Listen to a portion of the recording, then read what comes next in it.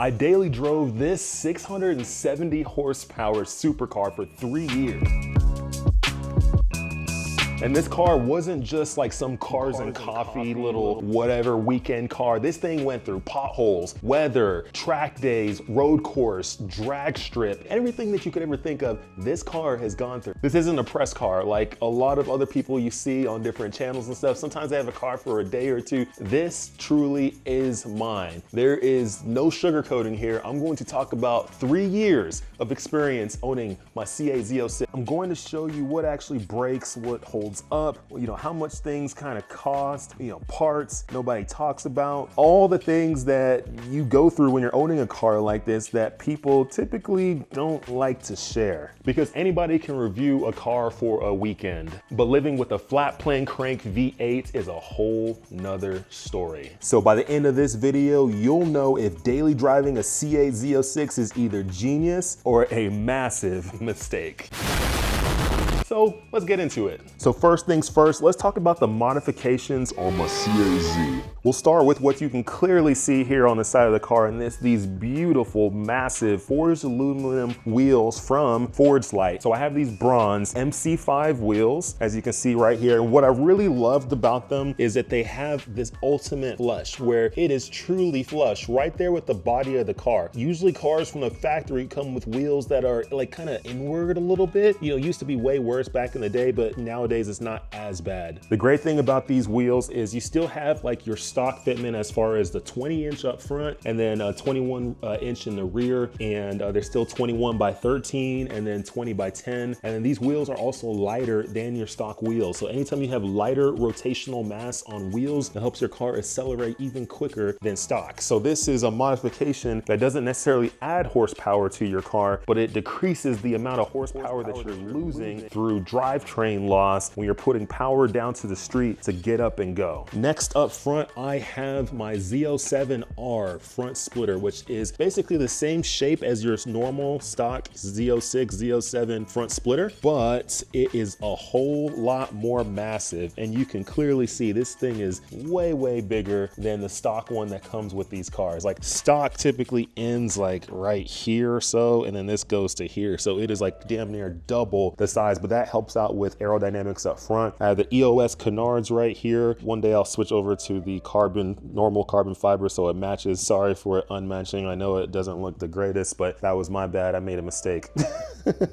All good. Keeping on the exterior mods here in the rear, this is a ZR1 wing. And for those wondering, this is not like an aftermarket replica ZR1 wing. This is an actual OEM ZR1 wing. So this is truly a ZR1 wing that was meant for a ZR1 that did not go on a ZR1 and now is on my Z06. So it actually never made it to a real car, but it's still a real ZR1 wing for a real ZR1. So there is no other Z06 in the country that has something like this. Here in the rear, we got the AWE catback exhaust, and it is lighter weight than the stock exhaust. So you lose, I forget how many pounds. It's like 15, 20 pounds or so, something crazy like that. You lose quite a bit of weight here in the rear by switching to these. It also helps change the tone of the exhaust on the vehicle, so you have a way better tone. This car sounds even more exotic and better than the stock exhaust does. And then heading back into the trunk back here where you have, you know, your engine compartment and everything, I have the Speedway Composites cross brace kit. I have the 91mm ported throttle bodies, and then I have the Venturi air intakes and Phoenix Designs downpipes. All this combined together makes the car feel better, accelerate better, sound better, perform better, everything. The combination of every single mod that you see on this car that I've mentioned, everything is meant for this car to just go better. There's only one mod that I have on this car that doesn't help me go better, but is practical for, let's say for example, you had a car parked really close. The nice thing about my vertical doors is they do come out to, let's say there's a stopping point, here's a stopping point. So if you wanted, you could just slide into the car. But if you didn't want to slide in the car, you wanted to go up, it goes up. And then once it goes up like this, look at that. Like your door didn't have to come all the way out here for you to fit fit anything in here with the massive space, you could just go up vertically, and then you have the ability to still fit whatever you need to fit in there, whether it's a larger person, you, baggage, luggage, whatever it is, you can do that without having to open this door all the way up, and maybe you don't have space because a car is parked here. That's what I really like about it. And to me, honestly, I feel like supercars deserve vertical doors. So yeah, vertical doors all day long. So now you know the modifications that are on this vehicle, and most of these modifications have been on the vehicle at least 2 years. I'm trying to think, the only mod that hasn't been on here for at least 2 years, probably the 91mm throttle bodies, got those in the last year. Phoenix Designs downpipes, those came in basically the last 7-8 months or so. Besides that, most of the mods on this have been on for about 3 years, and living with these mods on the car has been great. The motor has been great. I haven't had any motor issues, knock on wood, you know, pray to God, please, no motor issues.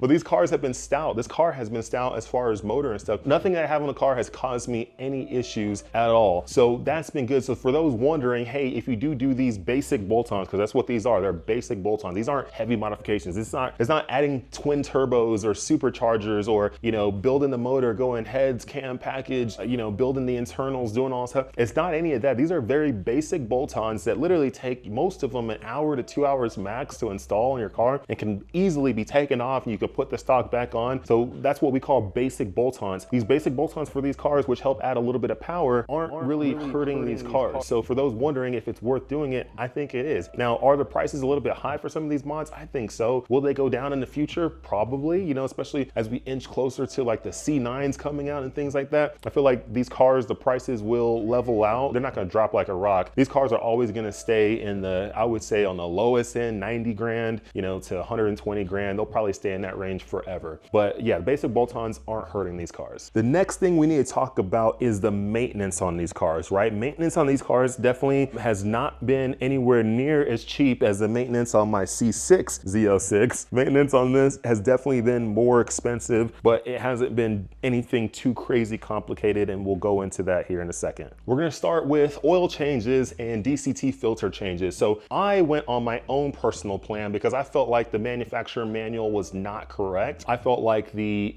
intervals that they're telling you to change your oil and DCT filter and all that stuff, I felt like it was way too long. For these kind of cars, with how they perform and what you do with them, especially for someone like me who drives them harder than the normal person, you gotta do your intervals a little bit sooner than that. And I think even my intervals might be too long still. I might have to, you know, shorten them up a little bit. When it comes to oil changes and DCT filter changes, I'm doing my oil changes every 5,000 miles. And when I do my oil change, I'm also doing the DCT filter change at the same time. Now, when you combine these together, is it a little bit pricey? Yeah. I mean, you're spending about, let's say, 800 bucks each time you do it. Now, am I going 5,000 miles a week? No. You know, I'm doing this oil change and DCT filter change. Am I doing oil changes and DCT filter changes every single week? No, I'm not. So you're definitely not spending all that money every single week. I'm doing it at least, I'm doing it at least twice a year, maybe 3 times in a year, but at least twice in a year. So is it really that bad? You know, 800 bucks, you know, let's say every 6 months or so, every 5 to 6 months, you're spending like 800 bucks to do it. It's not really that bad. I mean, you're owning a supercar. You already spent $100,000+ on your car. So pony up and do it. You're in the supercar world now. We're no longer in this like cheaper sports car world. Those days are gone. If you want that very, very cheap maintenance where you can go to a Jiffy Lube, get your oil change real quick, spend, you know, I don't know, 100 bucks max, you know, knock all that stuff out, go get yourself a C6 Z06. Great car, amazing car, but then you can stay on the cheaper range. But if you want to jump into one of these magnificent beasts right here, you got to pony up a little bit of dollars. It's still definitely cheaper than getting a Lambo or Ferrari. Now we're going to take a look at the brakes. All right, so these brakes that I have on my C8 Z06 are the carbon ceramic brakes, which are the same ones that come on your Z07 package cars and also your E-Rays now. I think it comes standard. So I track my cars. I have somewhere in the range of 15 to 20 road course track days on this car. And as far as drag strip days, I'm somewhere in that same realm of that many drag strip days as well. So when you combine all that, I mean, I've been on drag strip or road course probably at least 30 times or so, at least 30 times, probably closer to 40, honestly, with this car. So it's definitely seen a lot. And then I'm at 46, maybe 47,000 miles now with this car. So I have a ton of miles. I'm almost at that 50,000 mile range. So with the brakes, I still have the same original carbon ceramic rotors on this car. I have not had to change them in the last 3 years now. And and 46,000 miles. I have not had to change them, but I have had to change my brake pads on the fronts once. The rears are still going and they're still fine, but the fronts definitely have had to be changed once. I had to buy those pads. Those pads weren't cheap. If I try to remember the price, I believe it was somewhere in that $700-800 range for the pads for these from the dealership. Maybe there's other ways to get them cheaper. I don't know. Maybe there's other options out there. I didn't research. I just went to the dealer. I'm like, order whatever it is. Let's do it. So I got those pads that were like maybe $800 or so. But once again, that's in 3 years, 46,000 miles and 30, 40 track days between drag strips and road courses. That's what I've had to replace on the brakes. So thankfully I haven't had to replace the rotors yet. I got to look into it and figure out when those rotors got to be replaced. When they do, hopefully there's a reasonably priced option for carbon ceramic rotors. If not, I might switch to like big AP brakes, switch to the ones where it'll allow me to go to like 18 and 19 inch options for wheels on these cars so that I can get smaller wheels and track with those because they're cheaper to get tires and things for. So we'll see. Now, when it comes to tires for these cars, right now you'll notice I have a mismatch. The reason why I have a mismatch is when I first got this car, I got it in end of 2022, in December 2022. So they came with the Michelin Pilot Sport 4S tires, and I immediately started having problems with nails. I was collecting nails like it was my business. I don't know why, but these cars are suckers for nails. The tires are sucker for nails, and if any of you have been driving these things long enough, you probably know. I had actually one point in my life where I had like 11 different small nails in like all my tires. I don't even know how it happened, but it did. But anyways, I had a time where I had a flat spot on one of the tires and I had to replace it. And unfortunately at that time in 2023, there weren't a lot of these sizes available. So then I got left with a weird issue where I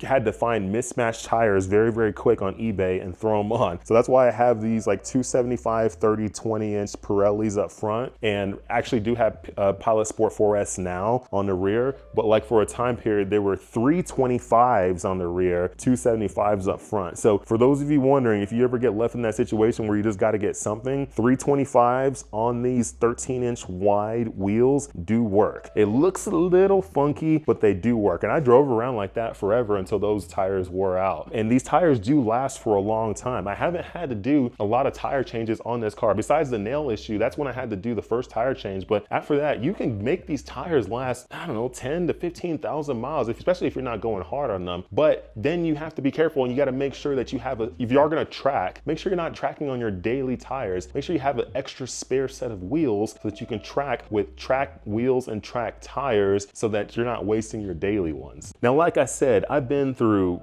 the sun, rain, no sleet. I haven't been in snow yet. I've been through deserts. I've been on long road trips. Literally drove this thing from North Carolina all the way to Texas to the West Coast. I've been everywhere with this car. Literally, this car has been coast to coast, center of the country, everywhere. So it's seen a lot. As you can see from 10 feet away, the paint looks pretty spectacular, pretty amazing. I did not PPF this car at all. Now, that's what I said. From the 10 feet away, it looks amazing. But when you get close up, I do have rock chips. I do have issues. I got some cracks on the windshield, little small ones, and I've actually used something for the cracks on the windshield. For those who are wondering, there's a special stuff. I don't know if I have it in here right now, but if you go onto like Amazon or something like that, there type in Rain X windshield crack fixer or whatever, you'll see what I'm talking about. It's a small little kit, like very, very small, and you can use it to fix cracks. I had a crack that was like this big and it made it to like this big. Like, it was amazing. It almost pretty much disappeared. And I forget how much it costs, like 10 bucks, 15 bucks, 20 bucks on Amazon. And you just put the little glue stuff on it and you do the little thing and it like fixes the crack. It's great, because I was like, man, I gotta replace this windshield. It's gonna cost some money, and I didn't have to. So I've been running it. Now,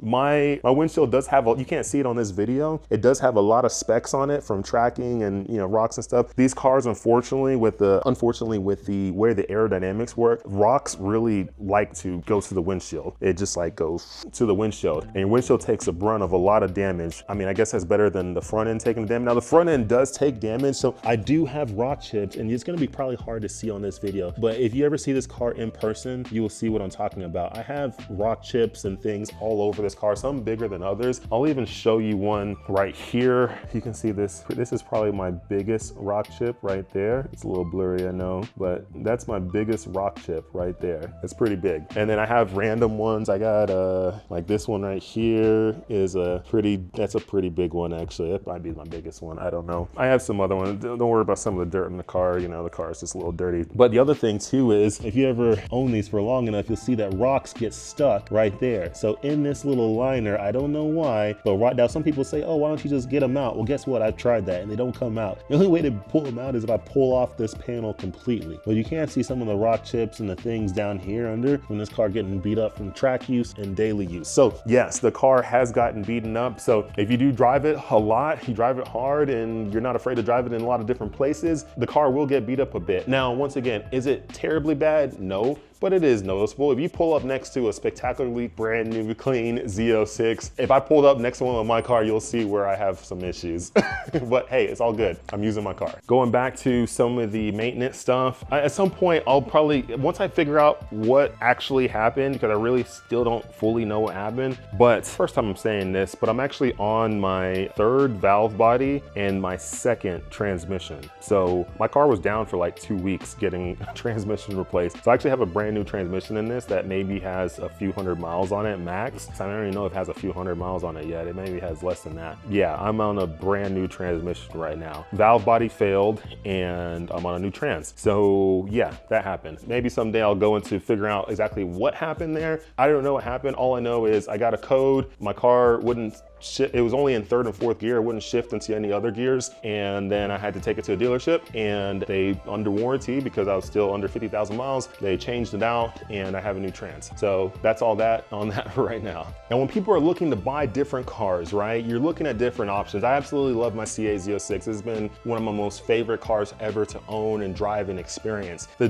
driving experience in these are great. No, it doesn't come with a manual. There is no manual transmission. I know the big talk nowadays is manual transmissions, all that stuff, and manuals are fun. I have a C6 Z06 that's manual. I have a R34 GTR that's manual. I do like manual cars. I race part-time in NASCAR. That's a 4-speed manual. I do like manual transmissions, but DCTs are great in this car as well as far as like the experience with those. For those who hate on the automatic stuff, it's mainly because they're used to the older automatics that shift very slow. These automatics don't shift slow at all, and when you get involved by putting it in manual mode on the DCT and you shift with the paddles, it is very violent in a good way and aggressive, not violent, it's very aggressive, and you have to be on your toes because you will hit the limiter and you just like a manual car. So you got to be super engaged to do it with this. So is the driving experience amazing on these cars? Absolutely. Road coursing, so much fun when you're shifting, picking the right gears, downshift. The downshifts are so like it's crazy. I love it. It's super, super fun when you're on the canyons and you're driving around on the canyons and you're ripping around, you're upshifting, downshifting, you're staying in certain gears, you're doing all that in the manual mode and not letting the car shift for you. It is incredible. There are some people out there who for whatever reason don't understand how to use a paddle shift, so they let the car shift for them. The only time I let my car shift for me is on a normal daily drive routine where I'm just driving to the store, driving to go work out, whatever. I'll keep it in normal drive mode because I don't feel like messing with anything. But once I get into a spirited drive, high performance drive on the track or wherever, that's when I shifted into that manual mode. And that manual mode is very easy to find. It's a little M right here. So you click on that M, that little M right there. You see that? Right under the D, you got the M, click on that, and then you'll stick in a mode where you have to use the paddles and it will not shift for you at all. Even if you get to red line, there is no automatic shift. Some cars will do that where it'll still automatically shift for you. When you get to red line, nah, you have to shift yourself or you will be hitting the limiter very, very quick. So these cars are super fun in those modes. The driving experience has been amazing. So for any of those questioning, is the driving experience amazing? And people talk about the brakes too. They're like, oh, the brake pedal feels numb. That is like the stupidest thing I've ever heard. Like, who made up that BS to start with and people have been running with that? It's absolutely dumb. I drive full-blown stock cars in NASCAR, which are the most raw race cars you can be in the world. There is no race car more raw than a NASCAR Xfinity Series race car. There isn't. There is no other rawer race car. Not an F1 car. Nothing is as raw as those. And I feel like I don't have, I mean, obviously those don't have ABS at all, but like besides the ABS part of it, like I feel the same kind of braking in those as I do in these as far as like, you know, the feeling. Like I'm not feeling some weird numb feeling in these. So it's just really dumb when I hear that. Oh, we're the numb, blah, blah, blah, because I heard it on a magazine. Just shut up. The experience with these brakes are good. It's not bad at all. The steering feels great because because it's like an electric kind of steering or whatever, power assisted, whatever they call it. The steering on these, you still get great feeling as well. They increase the aggressiveness and I guess the toughness of steering steering it once you go into the higher performance modes on this car. But then when you're in like a touring mode or whatever, or more comfort mode, then they make it a little bit softer, which is all good. Once again, it doesn't feel bad. Does it feel different than like my C6 Z06 right here in front of me? Yes, it definitely feels different than my C6 Z06, but is it bad? No. The steering on this, the braking, everything is fine. It works. Now let's move on to what I've learned from tracking these cars over the last 3 years, right? So one thing you gotta know, let's say you're going to a road course. Like I said, you need to make sure you have your extra spare set of tires. Now my issue is this. These cars in the Z07 package come with the Pilot Cup 2R tires. And those tires are very sticky, they work well, they give you a lot of grip, but they don't work well for long. And when I did get a set of Pilot Cup 2R tires, they lasted me for 17 laps. 17 laps before the left rear started coming apart. And after that, I told myself never again. There's no way in the world I'm gonna go spend $2,500, $2,600 on tires just to last me basically 17 laps, which for most people, that's maybe 2 sessions on a normal track day. That's it. Now, for me, I was running like, 4 or so laps per session because I don't run a lot usually per session. So it lasted me most of that day, but not the whole day. So it was very, very stupid and I hated it and it was really dumb. So then I had to figure out what's my next best. I've been bouncing around different tires, but I really like this combination right here. So now I'm using these Goodyear Super Sport RS's. They only come in 325s. They don't come in 345, unfortunately, but they give you way more grip than almost anything else I've felt. On the fronts, because I wasn't able to find matching fronts that work for what you need for the fronts of these, I came up with these Vitor Tempesta P1s.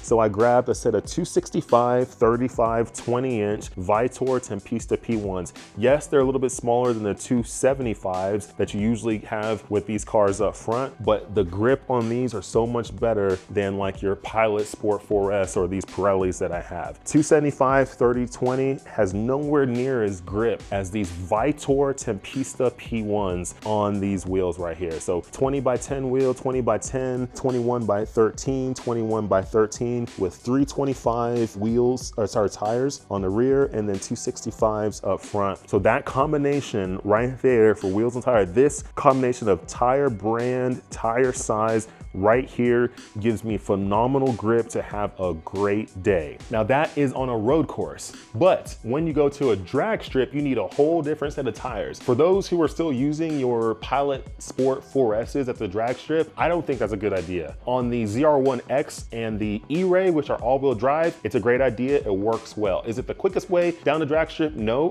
but it's not that much slower than with drag radials. But on the rear-wheel drive Z06s and ZR1s, you really need to switch to a drag radial. So drag radials that I like to use are these right here, which are the Mickey Thompson ET Street SS's. These ones right here are amazing for these cars, but you'll have to get a 20-inch wheel, like 20 by 12, so that you can make these work for it. And then if you do decide to get all crazy and want skinnies up front, there are some skinnies that work, but not every skinny works. You'll need to get the Weld wheels, the Weld 20-inch wheels that will be your skinnies. Now, they don't make these particular ones anymore. I believe they discontinued them, so I have like one of the last ones, and that's why I'm keeping them and never selling them, because they work absolutely perfectly well in the big carbon ceramic brakes, because not every front skinny works for these carbon ceramic brakes. So you gotta be really careful when you're trying to pick them out, inspect them out, make sure that it actually fits your car. So I believe if it can fit like the Z06 carbon ceramic package on C7, or even fit like a CTSV front, if it can fit that, then usually it can fit this. So it's very tough to get a pair that matches, but that's only if you want to get super hardcore and use skinnies. The reason why you would want to use skinnies up front, which I've used a few times, not too many times, but a few times, is because they'll give you lighter weight up front, which allows for even better weight transfer to the rear so that you can hook and book. So the lighter weight you have on your car, period, the quicker your car is going to be. You get the ET Streets for the rear so they can stick, and you're golden. That's basically how you make it work on the drag strip, and doing that combination right there has allowed me to run 10.43, I think 10.43 or 10.44, 10.43 I think, whatever it is, low 10.4s in a quarter mile with my C8 Z06, and I actually ran that before I did any of these mods. I have yet to run all these mods together on a cold track day again at the drag strip to see what I can run now. So I need really good DA to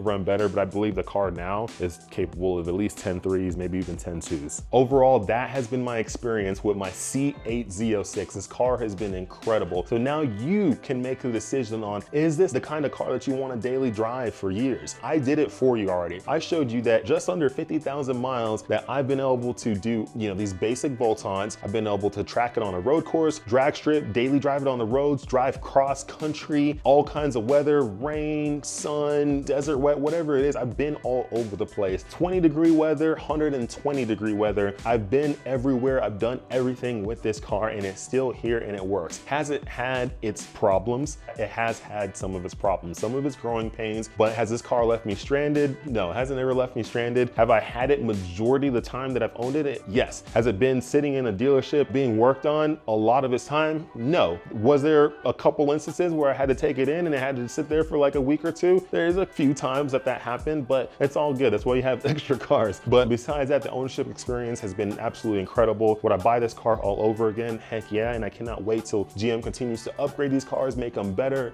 and then just make them absolutely perfect for the driver that we all are, right? We love driving these things, we love experiencing them, and that's what they deserve. They deserve owners that experience them the right way. The C8 Z06 is the real deal, and I cannot wait till the next generation of cars come out, because I will definitely be on it. Let me know in the comments what you think. What's your experience like with your Corvette or whatever car you own? Let me know in the comments. Maybe you hate this car, maybe you love it, maybe you think it could be better, whatever it is. Let me know in the comments what your thoughts are. Would love to hear from all of you. For all the parts that I do have on this car, if you're looking for some, go to Iwuji.com, and you can basically everything I have on this car plus more you can buy on the website for your car. Help out somebody like me. Yes, you can go straight to the manufacturer, buy most of these parts from them, but they're selling it at the same price I'm selling it. So why not just help out a small guy like me? So thank you so much for tuning in. It's been amazing giving you all these experiences for the last 3 years. I'm keeping this car forever. I'm going to do a video at 50,000 miles. I'll do a video again at 75,000. I'll do another video at 100,000, 200,000. I'm just keep running this car until it doesn't run anymore. My C6 Z06 is at 226,000 miles. I'm actually gonna do a video eventually with my C8 Z06 and the C6Z so you all can see what it's about. But anyways, thank you so much for tuning in. It's been super fun, and I will see you all in the next video.